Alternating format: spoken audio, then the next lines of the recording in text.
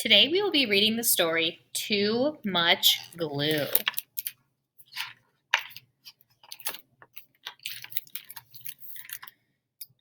Our art teacher says, too much glue never dries. She reminds us, glue raindrops, not puddles. And she warns me, Maddie, too much glue. But my dad and I love glue. At home, we make glue glasses, glue mustaches, and even glue bouncy balls. Mom is happy to help.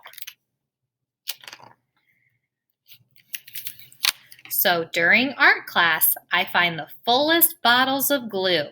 I tip them over and squeeze. Plop! Glue squishes from the orange tips and slops all over. Sequins and googly eyes float around in a gluey lake. Then it's time for the most important decoration. Geronimo! I belly flop onto the table and roll around, letting the glue and everything else cover me.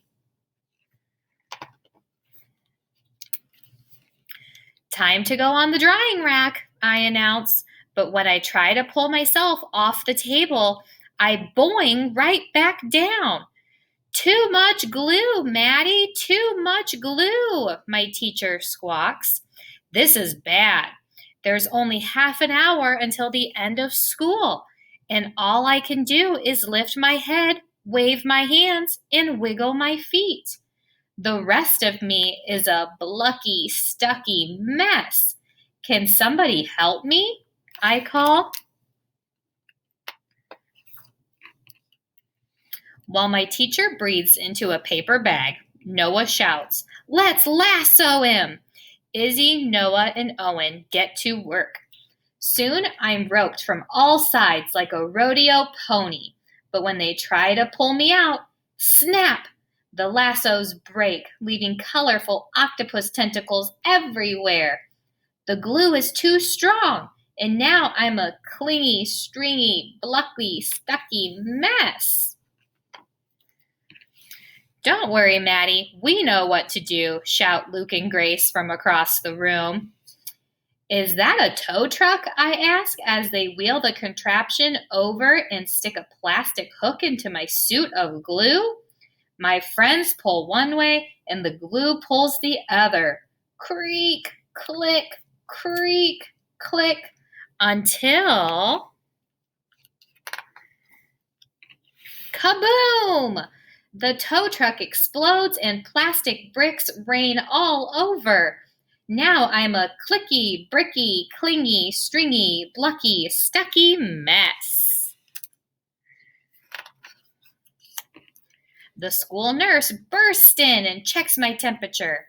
98.6. Sorry, no fever. I can't send you home early. She dabs and pats me like I'm spilled juice. But the more she blots, the more the glue spreads.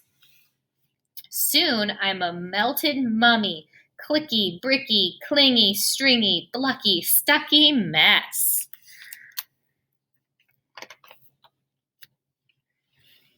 Then the principal comes in. He takes one look at me, sticks a note on my belly, and leaves.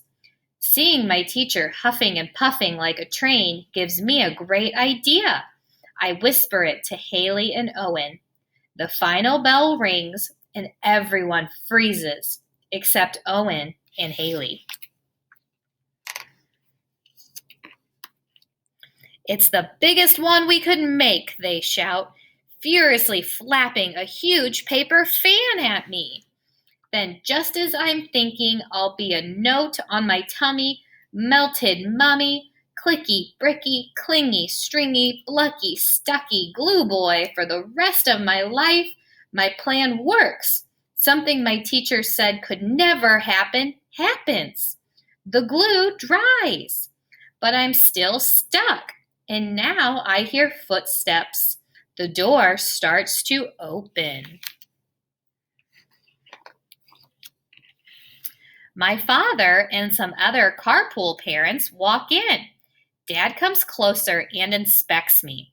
Then he peels me off the table, glue, yarn, bricks, and all. He spins me around. No one makes a sound. Then Dad smiles. Maddie, you're a masterpiece. He holds me up for everyone to admire. My friends all cheer. The car ride home is interesting. Mom is speechless when Dad brings me in the house, but he knows just what to do. Well, kiddo, Dad says, some beautiful things only happen once, and this is one of those things. He gently grips the dried glue in front of my neck and behind my collar, and peels me open like a ripe banana. Now it's Dad's turn to glue, and he seals up the sides of the me-shaped work of art.